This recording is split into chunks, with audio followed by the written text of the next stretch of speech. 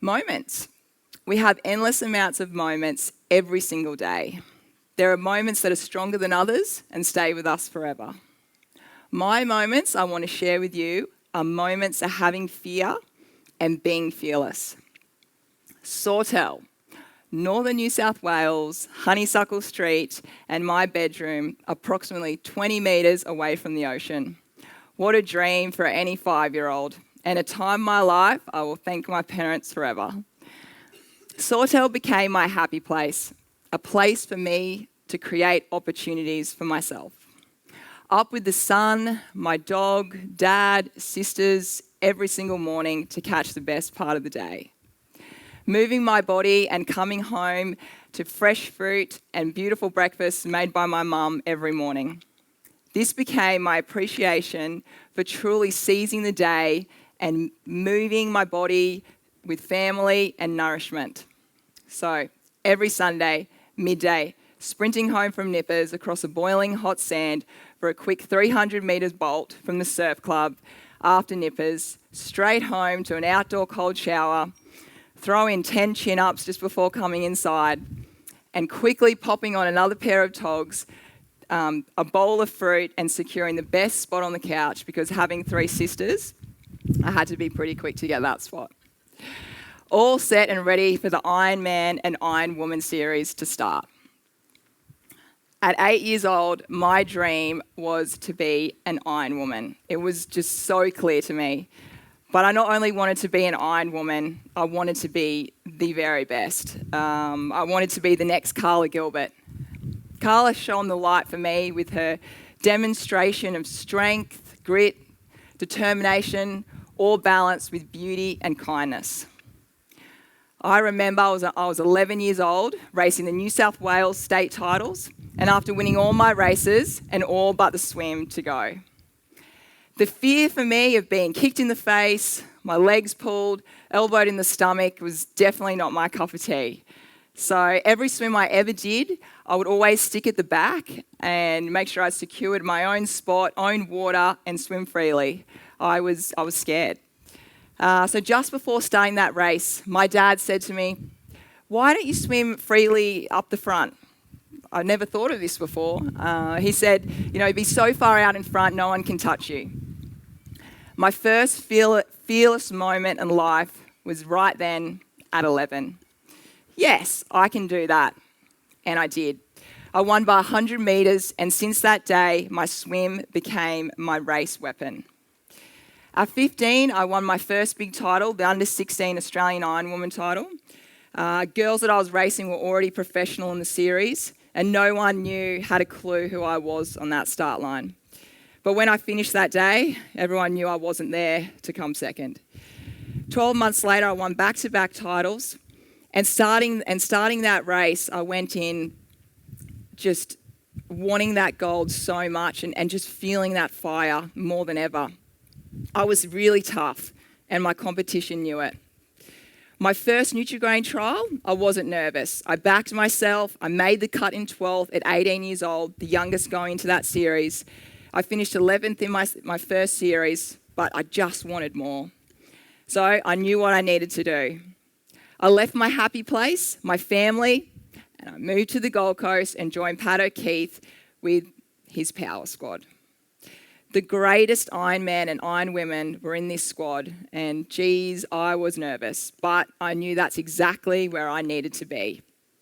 I got 6th in the series that year, which earned me automatic qualification. Next year I got 5th, and I started thinking, how do I beat these girls? What can I do to be better? It was the 1%ers, the extra body surfing every day, the 200 sit-ups a day, eating healthier, and dreaming it every single night and believing it because I knew that if I believed it, everyone around me would too. My first interview that season, I want to win the Nutrigrain Ironwoman series. I said it loud and proud, and I was fearless, and nothing in the world scared me. That next series, at 21, I went on to win my first professional Ironwoman series.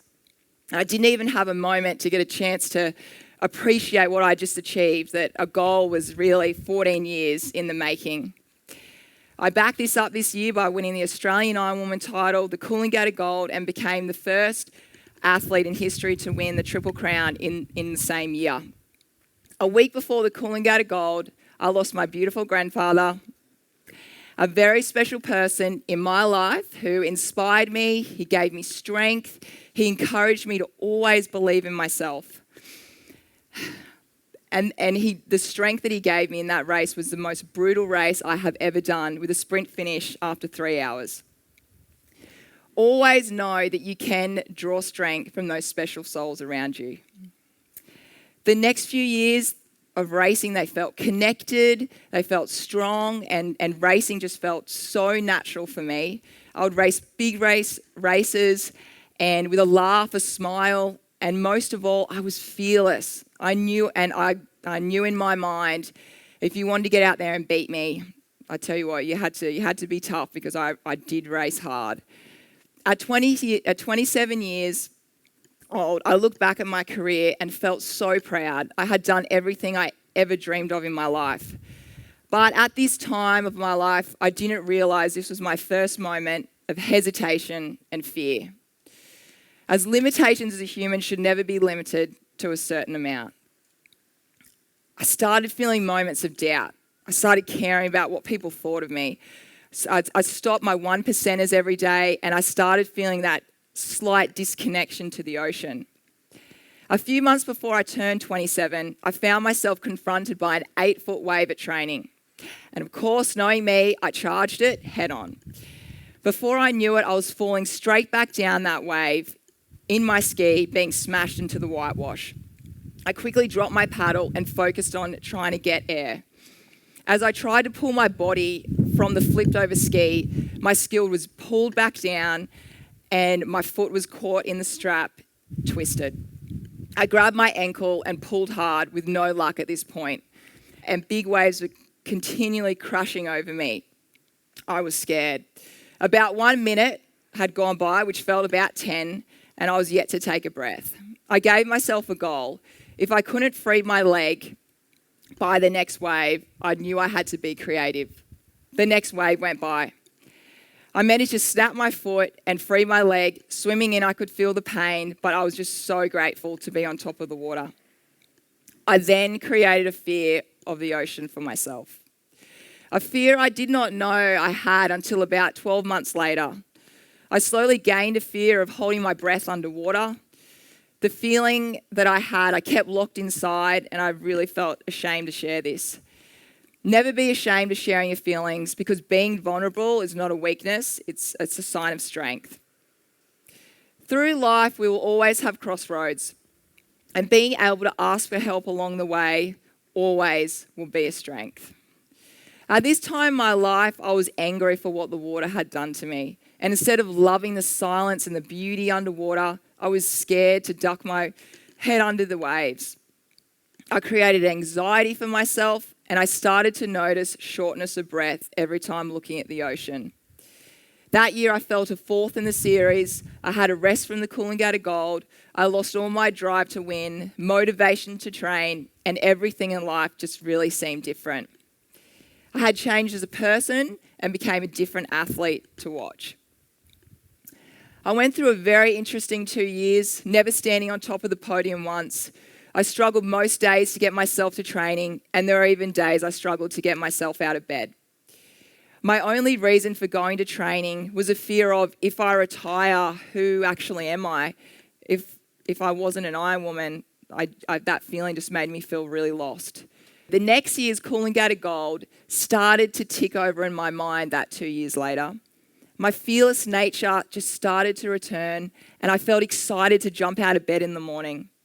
In my goals, I wrote my goals a bit different that year. I wrote down, train to be the fittest and happiest person I can be when I step on that line for the Coolangatta Gold. I worked hard in the water, the sand, and most of all, I trained my mind to slowly find the love of water once again.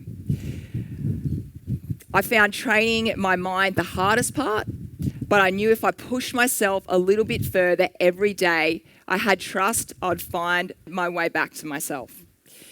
I won the Coolangatta Gold that year and went back to equal the most Coolangatta Golds ever won by a female.